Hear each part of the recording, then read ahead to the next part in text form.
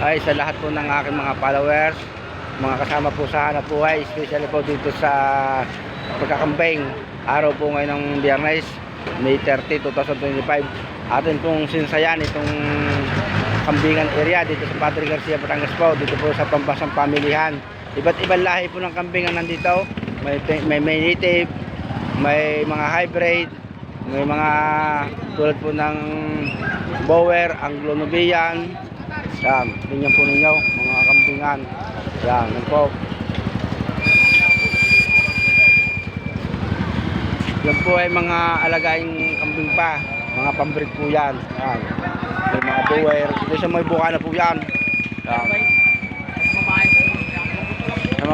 Magmamaganda po ng kambing yan, dito kayo pupunta sa hilirang itaw. Yan, tingnan ninyo.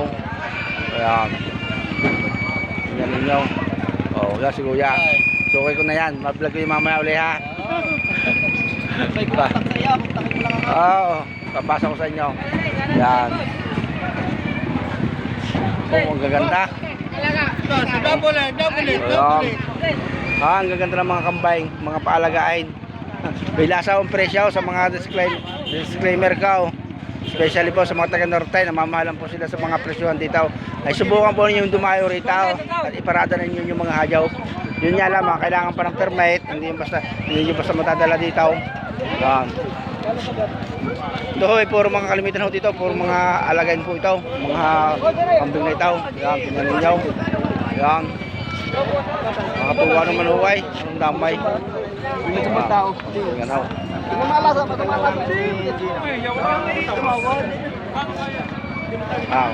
Oh, yan. Pati pang tapol, yung tatay, may lang ng kampay.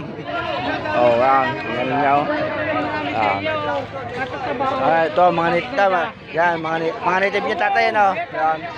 Yan, tingnan ninyo. Oh, yan. Inyo pong hikapain. Oh, makita ho ninyo. Yan.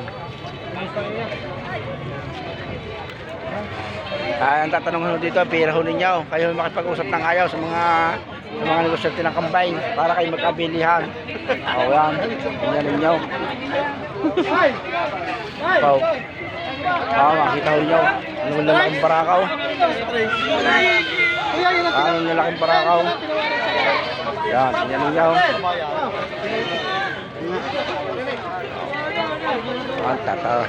Nagtataraton ho sila. Ganyan po yan. Akala ho ninyo meron hindi mabibili ang mga kambing na yan, pero mamaya ubos na yan, kulang pa. Wow. Yan ho ang kabuuan ng kambayan. Ating sisisikapin lahat. Wow. Damay. Oh, yan. Ang kambing ho ngayon.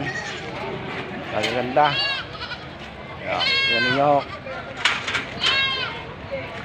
Walang ubos ho ang kambing dito eh. Walang ubos. Tingnan naman ninyo, makikita naman ninyo. Yan.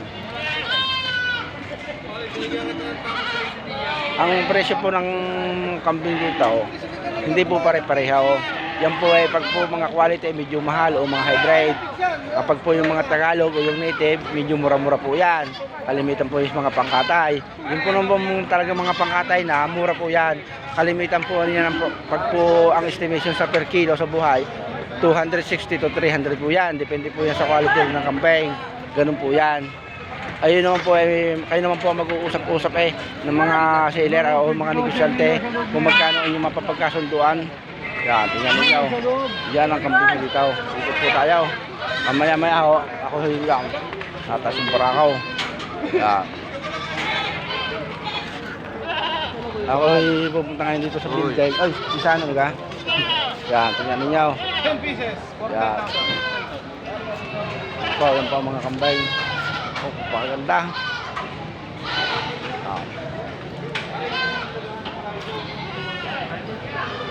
Ito po yan. Ako po ay pupunta dito ngayon sa building. Yan. Patuloy po na rin, isang tricycle ng kambing. Ano po, isang jeep. Tulad naman po na rin, isang jeep ng kambing na. Nabili ng mga negosyante, dadali sa Manila. Katulad ng kambing na rin, medyo pagod na, Boer din po rin. Medyo pagod na sa galing sa biyahe. Aakitin ko po itong building ng istaka ng mga kambing na galing sa iba't ibang probinsya. Ito naman po yung timbangan ng kambing. Ang kalimitan po tinitimbang ng kambing dito, yung mga katay, yung kakatayin. Yan po ay depende po sa inyong mapapagkasundo ang presyo. Sabi nga po dito ng magkakambing, pag ang estimation po ng kambing sa buhay per kilo, 260 to 300 po. Yan. Yan ulit. Pakita ko sa inyo itong building ng kambing. Yan. Iba't ibang kambing ito.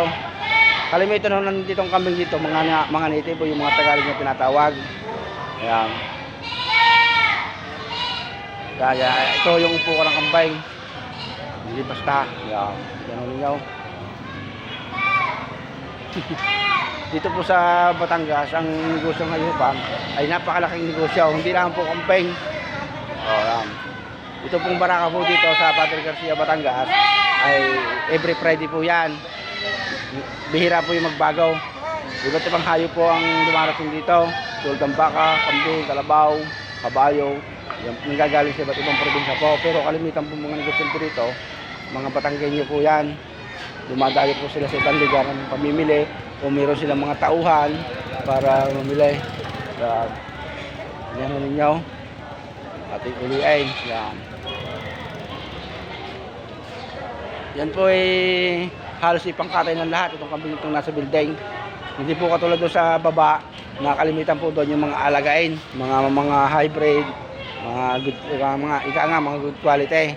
Ito po ay kalimitan pangkatay. Katulad po ngayon, marami pa pang okasyon, matulad ng mga piyestahan.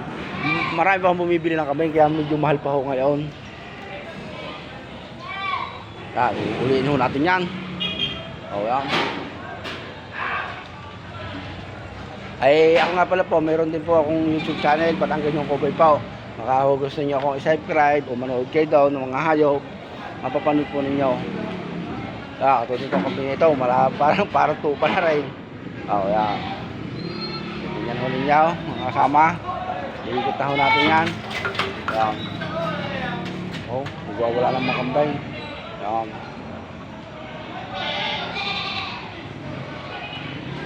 Ito ay maliliit naman ang mga kambing dito. Pag ganyan ho yan, pag maliit ho yung pera, dito kayo pupunta. Mga parang bisira pa kung titingnan. Malabas yung mga native. Tigda 2,000 daw lang ho tao. Yan. Yan. Tigda 2,000 lang daw ho tao. Para pagka nagdala. Yung puntahan pala.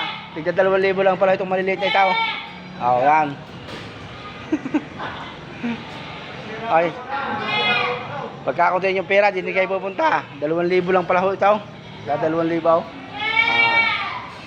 Naitid naman ho yan. Sige mga kasama. Importante nakita na ninyong ang kambingan. God bless po. Bye-bye. Makakatakot po tayo sa 2,000.